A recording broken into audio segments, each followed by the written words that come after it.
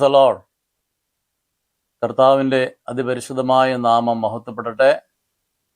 അങ്കമാലി ആഴകം കേന്ദ്രമായി പ്രവർത്തിക്കുന്ന Emmanuel mission ടീമിൻ്റെ എല്ലാ പ്രിയപ്പെട്ടവർക്കും എൻ്റെ സ്നേഹവന്ദനം അറിയിക്കുന്നു. ഈ മിഷൻ TV ചാനൽ കൂടി നടക്കുന്ന ഈ ദൈവവചന പ്രഘോഷണത്തിന് ഒരവസരം എനിക്ക് തന്നതിനായി ഞാൻ ദൈവത്തെ സ്തുതിക്കുന്നു, നന്ദി പറയുന്നു. കർത്താവ് നമ്മെ എല്ലാവരെയും അനുഗ്രഹിക്കുമാറാകട്ടെ. ഇന്ന് എന്നെ ഏൽപ്പിച്ചിരിക്കുന്നതായ വേദഭാഗം എന്ന് പറയുന്നത് മത്തായി എഴുതിയ സുവിശേഷം 13-ാം അധ്യായത്തിൻ്റെ 24 മുതൽ ഉള്ള വാക്യമാണ്. അവിടെ പ്രതിപാദിച്ചിരിക്കുന്ന പ്രധാന കാര്യമെന്ന് പറയുന്നത് സ്വർഗരാജ്യം എന്നുള്ളതാണ് അവിടുത്തെ വിഷയം. Price the Lord.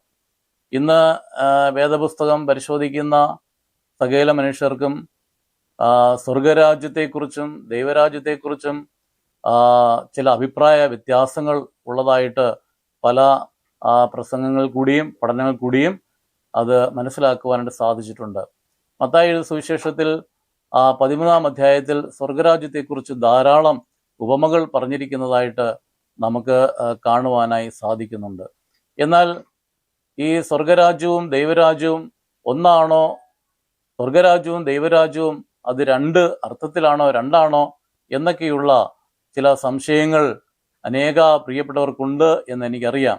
ചില ആളുകൾ പറയുന്നത് സ്വർഗരാജ്യമെന്നും മത്തായി സുവിശേഷത്തിൽ പ്രതിപാദിച്ചിരിക്കുന്ന സ്വർഗരാജ്യവും മർക്കോസിന്റെ സുവിശേഷത്തിൽ പറഞ്ഞിരിക്കുന്ന ദൈവരാജ്യവും ഒക്കെ ഒന്നാണ് എന്ന് അഭിപ്രായം ചില ആളുകൾ പറയാറുണ്ട്.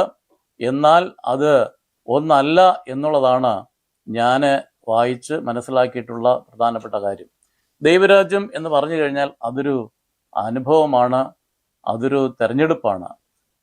കർത്താവായ യേശുക്രിസ്തു മർക്കോസിന്റെ സുവിശേഷം 1-ാം അധ്യായത്തിന്റെ 15-ാമത്തെ വാക്യത്തിൽ ഇപ്രകാരം പറയുന്നു: കാലം തികഞ്ഞു, ദൈവരാജ്യം സമീപിച്ചിരിക്കാൽ മാനസാന്തരപ്പെട്ട് സുവിശേഷത്തിൽ വിശ്വസിപ്പീൻ. Price the Lord. സ്തോത്രം.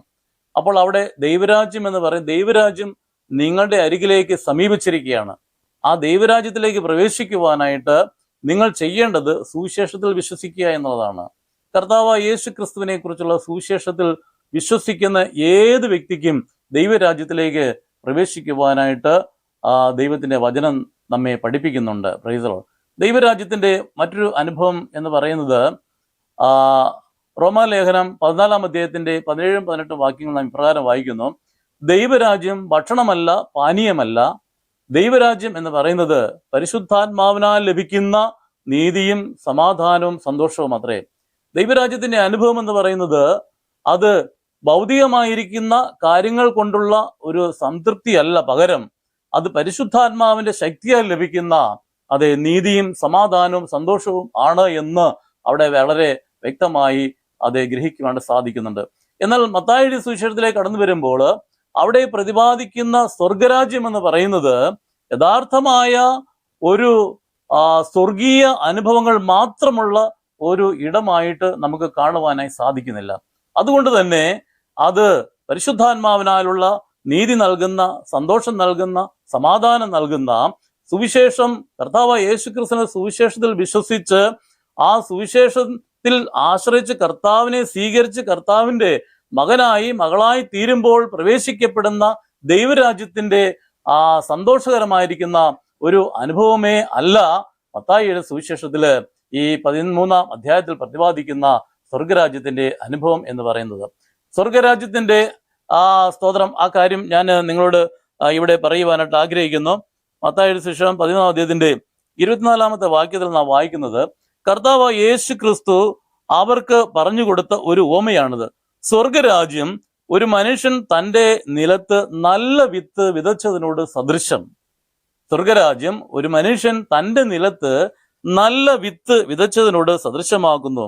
മനുഷ്യർ ഉറങ്ങുമ്പോൾ അതെ ശത്രു വന്നിട്ട് ആ വയലിൽ കള വിതച്ച് അത് ശത്രു പോയി, രണ്ടും കൂടി അത് വളരുകയാണ്.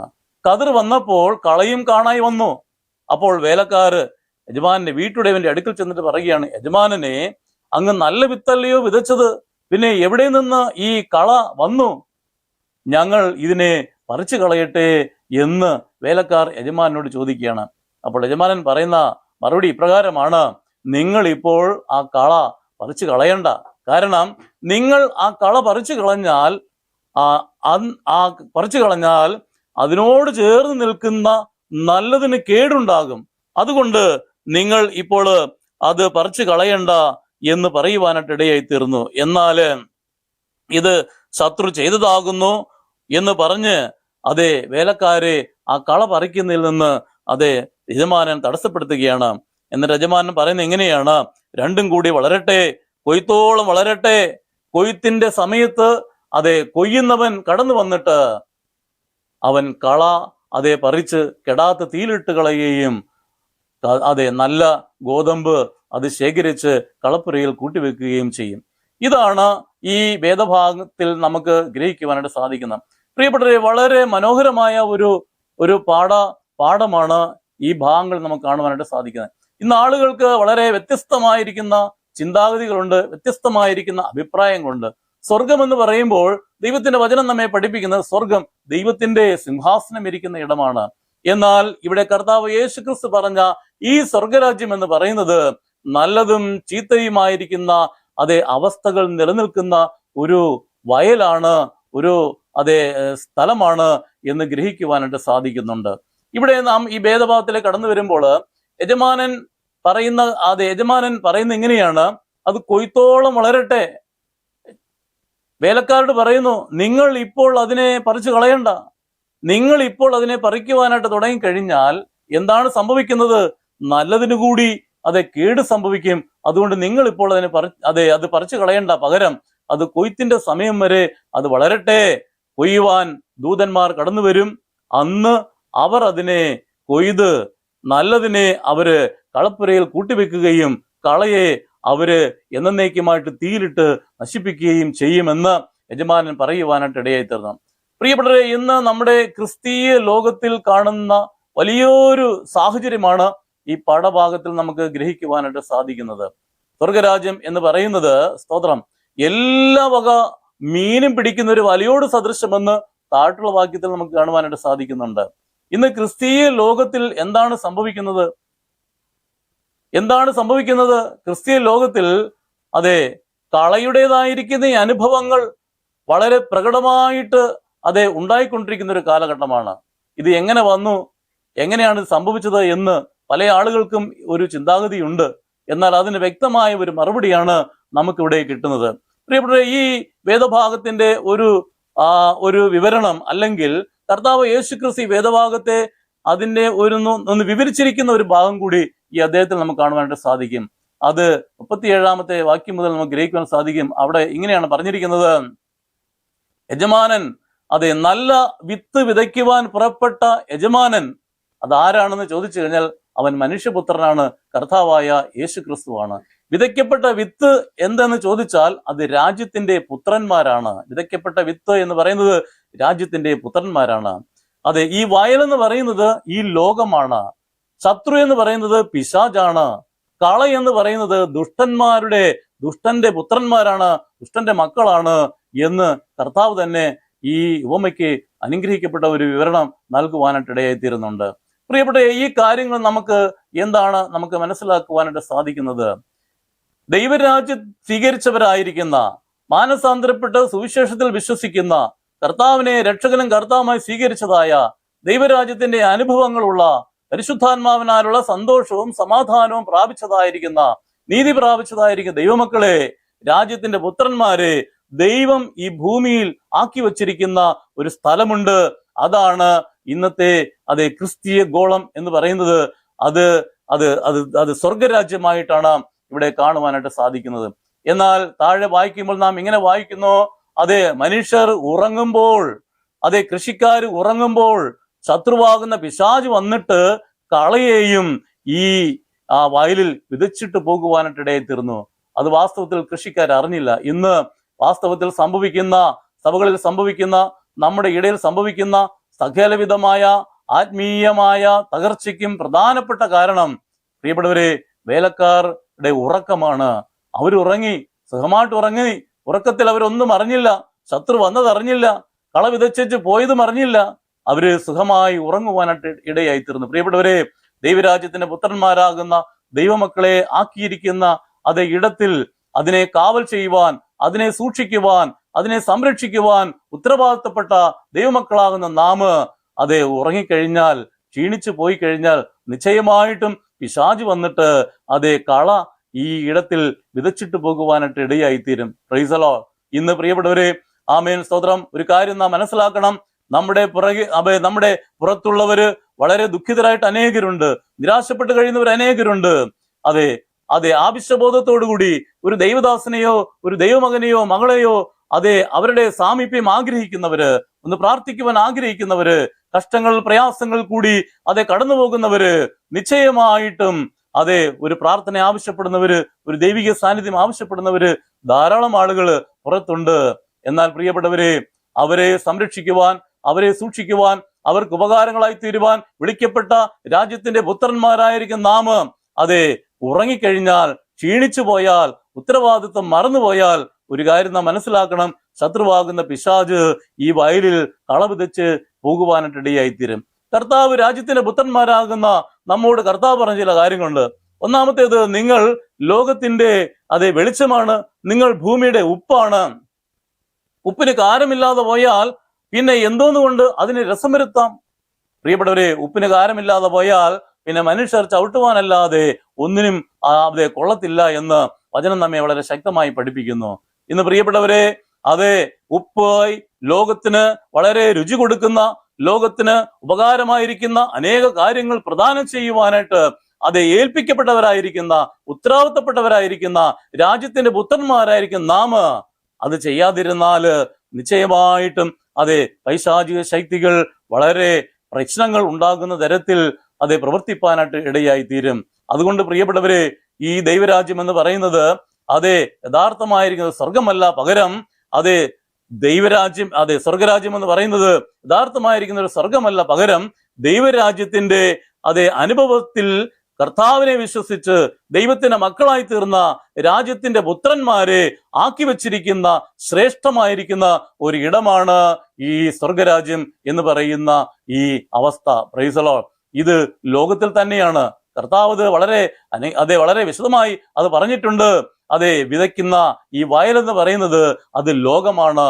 ഈ ലോകത്തിൽ നമ്മെ ആക്കി വച്ചിരിക്കുന്നത് ഉണർന്നിരിക്കുവാനാണ്, ശക്തിയോടുകൂടി ഇരിക്കുവാനാണ്, ബലമുള്ളവരായിരിക്കുവാനാണ്, ലോകത്തിന് അത് ഉപ്പായി തീരുവാനാണ്, ലോകത്തിന് വെളിച്ചം കൊടുക്കുന്നവരായി തീരുവാനാണ്, അനേകർക്ക് പ്രയോജനമുള്ള നിലപാടുകളിൽ ജീവിക്കുവാനാണ് ദൈവം നമ്മെ ഈ സ്വർഗരാജ്യമാകുന്ന ഈ വയൽ പ്രദേശത്തിൽ ദൈവം നമ്മെ ആക്കി വച്ചിരിക്കുന്നത്.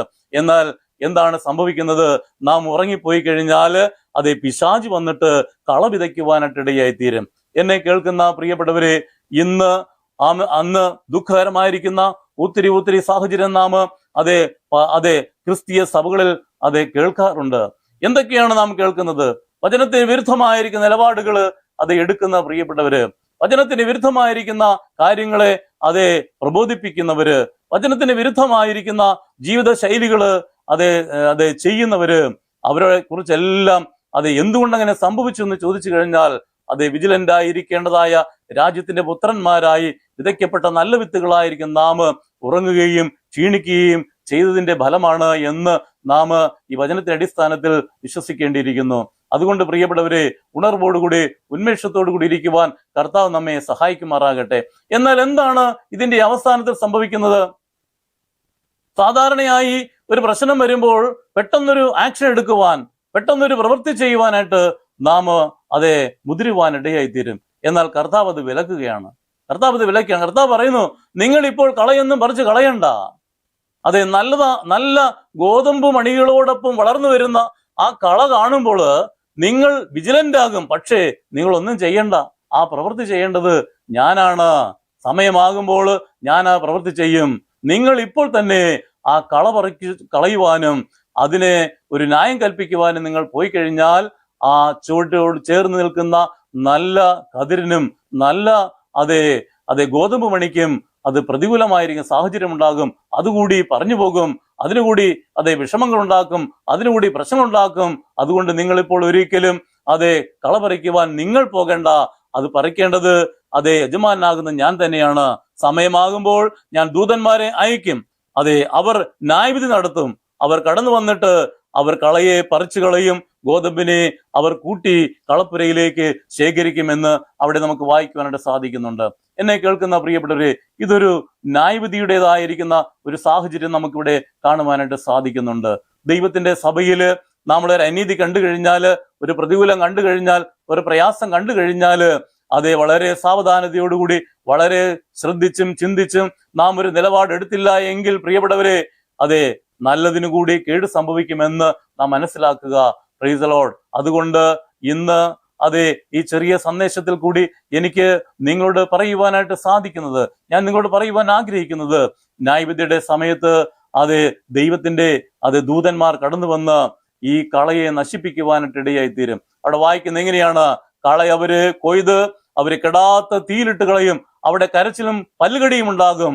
എന്നാൽ ദൈവരാജ്യത്തിന്റെ വക്താക്കളാകുന്ന, ദൈവരാജ്യത്തിൽ പ്രവേശിക്കപ്പെട്ടവരായ, ദൈവരാജ്യത്തിന്റെ അനുഭവങ്ങൾ അതെ ഉള്ളവരായ രാജ്യത്തിന്റെ പുത്രന്മാരെയോ അവർ പിതാവ് തങ്ങൾക്ക് വേണ്ടി ഒരുക്കിയിരിക്കുന്ന നിത്യരാജ്യത്തിലേക്ക് പ്രവേശിക്കുവാനായിട്ട് ഇടയായി തീരും എന്ന് ഈ വേദഭാഗം വളരെ ശക്തമായി നമ്മെ പഠിപ്പിക്കുന്നു. ഈ കാലഘട്ടത്തിൽ നാം കണ്ടുകൊണ്ടിരിക്കുന്ന വലിയ ഒരു പ്രശ്നമാണ് ആത്മീയമായിരിക്കുന്ന മൂല്യച്യുതികൾ നഷ്ടപ്പെട്ട് ആത്മീയമായിരിക്കുന്ന നിലപാടുകളിൽ നിന്ന് വേറിട്ട ലോകം സ്വീകരിച്ചുകൊണ്ട്, ലോകത്തിലെ നിലപാടുകളെ സ്വീകരിച്ചുകൊണ്ട് വളർന്നു വരുന്ന ഒരു ക്രിസ്തീയ ഗോളത്തെ നാം കാണുവാനായിട്ട് സാധിക്കുന്നുണ്ട്.